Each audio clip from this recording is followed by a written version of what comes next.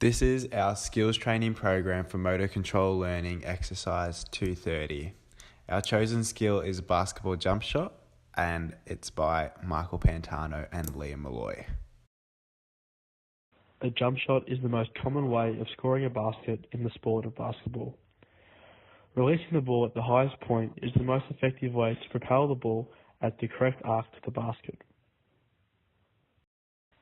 In relation to Gentile's first dimension, a jump shot is a gross motor skill, as it employs the recruitment of large muscle groups. The jump shot is a discrete motor skill, as it has a distinct beginning and end.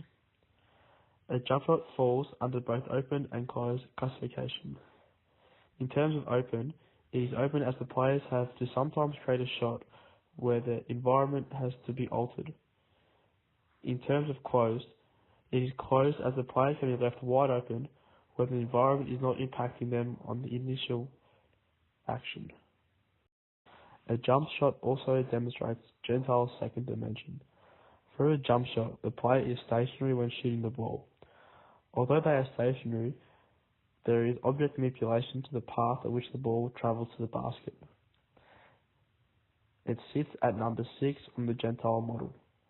The skill of the jump shot also coincides with the fits and poses model. As our participant is at the novice level of learning the jump shot skill, they sit at the cognitive stage. By the end of the 4-week training program, they should be able to complete the jump shot at an associative stage.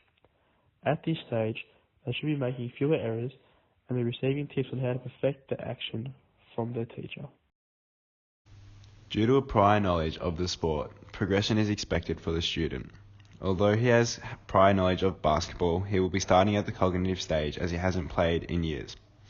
By the end of the 4-week training program, the learner should be comfortably in the associative stage of learning. For the jump shot skill, there are 5 main points in which the student needs to perfect or improve to improve their jump shot overall. Gaining an upward momentum when shooting the jump shot helps them propel their body higher enough to get their correct arc when shooting. Their vertical jump is also important, so if there is a defender, they are able to rise up above and shoot over them. A bent elbow is always needed when shooting a jump shot because the aim comes from the elbow. The ball control and the hand position of a basketball player when shooting a ball is also very important, as if the ball is not controlled in the right manner, they will not be able to release the shot at the correct arc or have the right amount of spin for the ball to sit in the ring properly. The follow-through is also important to make sure that the shot is on its way in the correct path.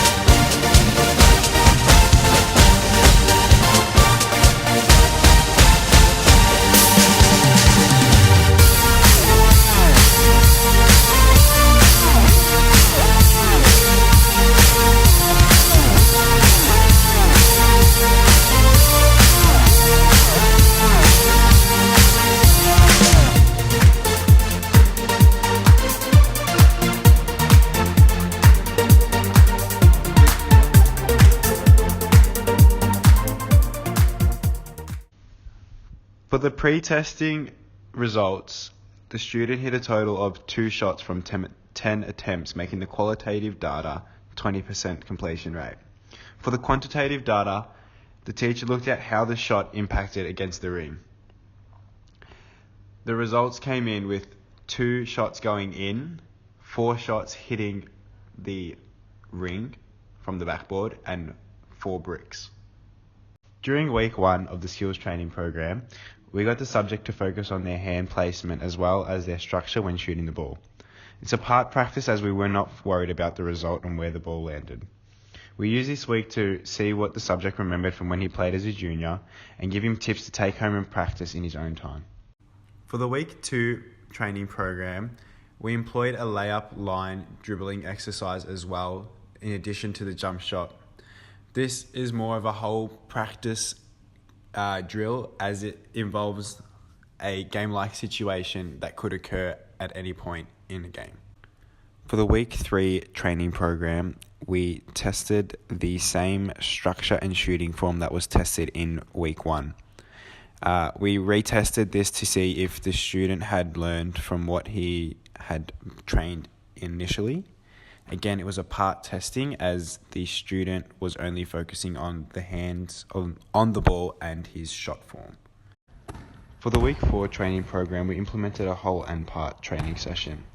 The whole at the end, as the player was training to shoot with the defender's presence, and the part where we practiced being able to shoot the form correctly.